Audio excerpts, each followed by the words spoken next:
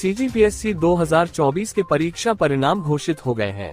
इसमें धमतरी जिले के 25 वर्षीय अनंत गुप्ता ने 26वां रैंक लाकर धमतरी का मान बढ़ाया है।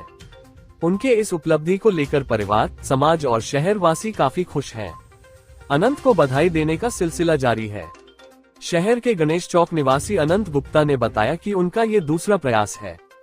पहली बार मिली असफलता को सुधार करते हुए उन्होंने सिर्फ पढ़ाई पर ही ध्यान दिया और आज इस मुकाम पर पहुंच गए हैं। अनंत की 2 बहनें और हैं, वह भी शासकीय सेवा में पदस्थ हैं। अनंत ने बताया कि वह 9 से 10 घंटे सिर्फ पढ़ाई पर ही ध्यान दिया करते थे। बगैर कोचिंग, बगैर किसी का सहारा लिए वह सीजीपीएससी की तैयारी कर रहे थे। इस मुकाम पर आने का श्रेय उन्होंने अपने माता पिता को दिया है। अनंत का सपना है कि वह कलेक्टर बने। इसके लिए वह तैयारी भी कर रहे हैं। अनंत का कहना है कि इस बार 26वां रैंक सीजीपीएससी में आया है, उसमें जो भी पद मिलेगा उससे बखूबी निभाएंगे। देश, समाज और जनता की सेवा करना उनकी पहली प्राथमिकता रहेगी। अनंत ने कहा कि परीक्षार्थियों को कभी मन छोटा नहीं करना चाहिए, असफलता ही सफलता की पहली सीढ़ी है। अनंत ने बताया कि वह 2022 में भी असफल हुए थे, लेकिन तैयारी करना नहीं छोड़े। असफलता की कमियों को पूरा करने के लिए उन्होंने अब सफलता मिलने के बाद वह सच्चे मन से शासकीय सेवा में अपना समय देंगे। अनंत की इस उपलब्धि पर पिता राजेंद्र गुप्ता ने खुशी जाहिर करते हुए कहा कि बच्चों की पढ़ाई के लिए परिजनों को ध्यान देना चाहिए। राजेंद्र गुप्ता ने कहा कि उनकी 2 पुत्री और 1 पुत्र है। उनकी दोनों पुत्रियां गोल्ड मेडलिस्ट हैं और शासकीय सेवा में हैं। अपने तीनों बच्चों के इस उपलब्धि के बाद उन्होंने कहा कि अब मैं काफी खुश हूं। अनंत के पिता राजेंद्र ने कहा कि अपनी 2 बड़ी बेटियों की उपलब्धि और उनकी पढ़ाई से प्रेरणा लेकर अनंत ने भी तैयारी शुरू की। असफलता के बाद सफलता मिली है। मुझे आज गर्व है कि मेरे तीनों बच्चे अपने पैरों पर खड़े हो गए हैं। मेरा नाम अनंत गुप्ता है और मैं धमतरी जिले का निवासी हूँ और इस वर्ष की सीजीपीएससी 2024 की परीक्षा में मुझे 26वां रैंक प्राप्त हुआ है। कितने घंटे पढ़ते थे? मैं लगभग नियमित रूप से 9 से 10 घंटे की पढ़ाई करता था और इसमें कंटिन्यूटी बना के रखता था। इसके बाद ही आज मैं सफल हूँ। फैमिली का कितना सपोर्ट मिला? फैमिली का पूरी तरह से सपोर्ट मिला है। उन्होंने ही मुझे अलग अलग स्तर पर सपोर्ट किया, मुझे प्रेरित किया, मेरे आत्मविश्वास को बढ़ाया है और इसी कारण मैं सफल हूँ। श्रेय किसे देना चाहिए? इसका श्रेय मैं अपने माता पिता, अपने दोनों बहनों और मेरे चाचा चाची और गुरुजनों को देना चाहूँगा और मेरे सभी मित्र जो प्रत्यक्ष अप्रत्यक्ष रूप से हर स्तर पर मेरे सहयोग किए। मेरी बड़ी बहन अभी वर्तमान में तहसीलदार के रूप में कार्यरत है और मेरी दूसरी बड़ी बहन है वो असिस्टेंट प्रोफेसर के रूप में कार्यरत है। कितना घंटा पढ़ाई करते थे? मैं लगभग 9 से 10 घंटा रेगुलर पढ़ाई करता था और मैं इसमें बिल्कुल ब्रेक नहीं लाता था।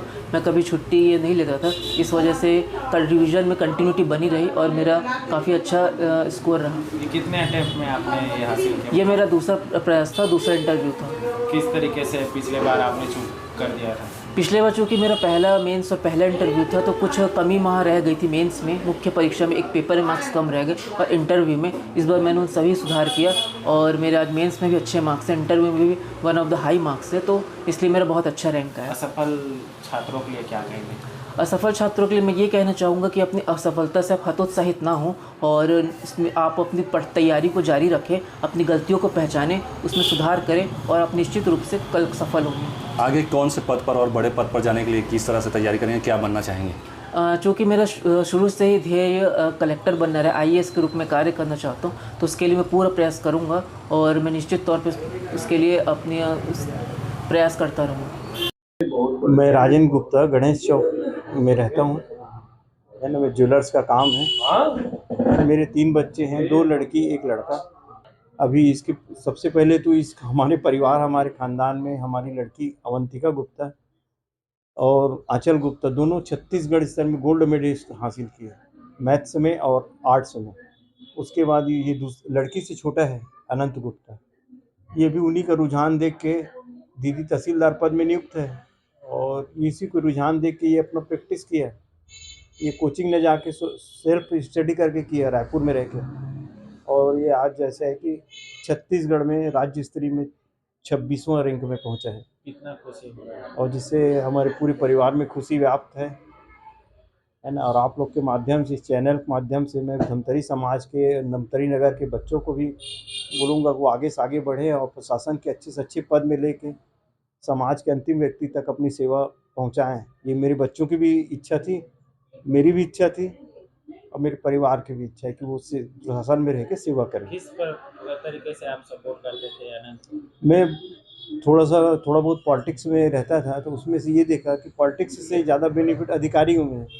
पॉलिटिक्स का जो उम्र रहता है 5 साल का रहता है, पर अगर कोई कार्य क्षेत्र में कोई अधिकारी काम करता है उसकी उम्र होती है 60 साल की। तो उससे कहीं बेटर और अधिक सेवा सरकार की बनाई हुई योजना अंतिम व्यक्ति तक पहुंचाने का सही माध्यम मेरे को ये पीएससी यूपीएससी ही लगा है, जिससे मैं अपने बच्चों को प्रेरित करता था कि वो इस परीक्षा को अपने ढंग से अगर दिलाते हैं, ईमानदारी निष्ठापूर्वक पढ़ाई करके, तो उनको किसी चीज़ की किसी सपोर्ट की ज़रूरत नहीं है, वो एक दिन निश्चित रूप से सफल होंगे। क्या बोलता था आनंद बचपन से लेके कि मैं क्या बनूं? वो मेरे बच्चे मेरे मोटिवेशन से, मैं तो ज़्यादा समय नहीं दे पाया बच्चों को, नहीं मैं खुद पढ़ाया बच्चों को।